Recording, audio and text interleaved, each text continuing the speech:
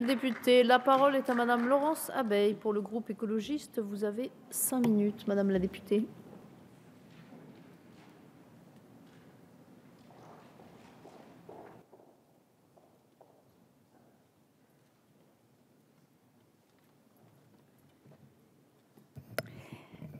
Merci madame la présidente, madame la ministre, monsieur le président de commission, madame la rapporteure, mes chers collègues. Quel parcours long et tortueux pour arriver à cette seconde lecture. Et ce n'est pas fini, on peut en effet douter d'une adoption conforme en deuxième lecture au Sénat. Mais une loi sur la nature, c'est important. De tels textes sont bien trop rares. Le dernier date de 1976. Dans son parcours chaotique, cette loi, au départ très technique, s'est enrichie grâce à l'apport des amendements parlementaires et porte à présent des propositions fortes pour la préservation et la reconquête de la biodiversité.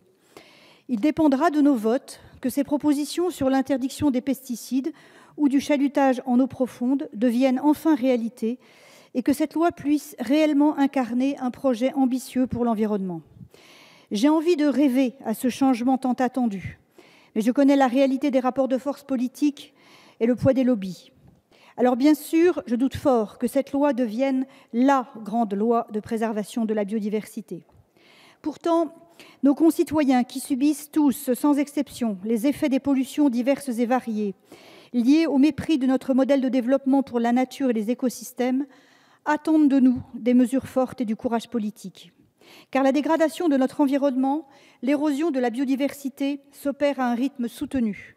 Si une politique ambitieuse n'est pas menée rapidement, c'est près d'un tiers des espèces vivant sur Terre qui pourraient avoir disparu d'ici la fin du siècle, et cela entièrement de la faute de l'homme.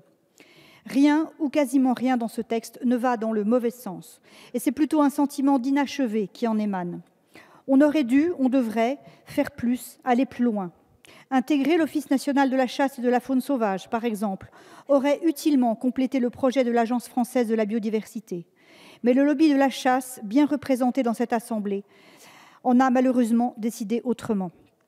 Dans nos débats, nous avons adopté des dispositifs importants, comme l'interdiction du chalutage en eau profonde, j'en ai déjà parlé, essentiel pour la préservation des fonds marins. Nous devons confirmer en séance cette interdiction. Comme nous devons confirmer l'interdiction des pesticides néonicotinoïdes. Si cette interdiction est maintenue, ce sera la mesure forte de cette loi, celle dont on se souviendra. Il est temps d'être courageux et de ne plus laisser se répandre dans notre environnement des substances que nous savons extrêmement toxiques, qui détruisent les pollinisateurs et dont l'agriculture peut se passer. Je reviendrai dans les débats sur d'autres sujets, comme la question des animaux sauvages dans les cirques. C'est un point essentiel à mon sens. On veut, avec ce projet de loi, changer la façon de concevoir notre biodiversité. Il faut donc changer notre regard sur la biodiversité et sur les animaux. La place d'un tigre n'est pas dans une cage minuscule à l'arrière d'un camion. Je reviendrai évidemment sur l'interdiction de la chasse en période de reproduction et de la chasse à la glu.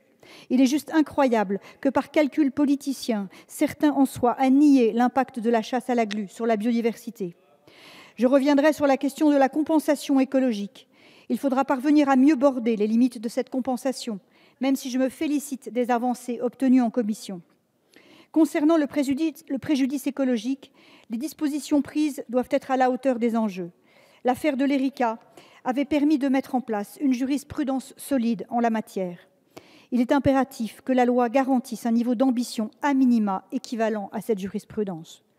Une autre mesure forte de ce projet de loi doit être maintenue avec la taxe sur l'huile de palme, dont nous connaissons les ravages sur la biodiversité. C'est de l'écologie concrète. Nous avons un produit nocif pour les écosystèmes et la santé. Il est de bon sens de le taxer ou de l'interdire. Pour conclure, nous pourrions, avec ce projet de loi à l'origine trop technique, aboutir à un texte politique utile et concret pour préserver et reconquérir la biodiversité.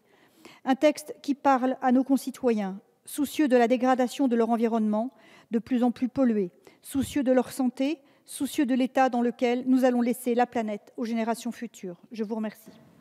Merci madame la députée.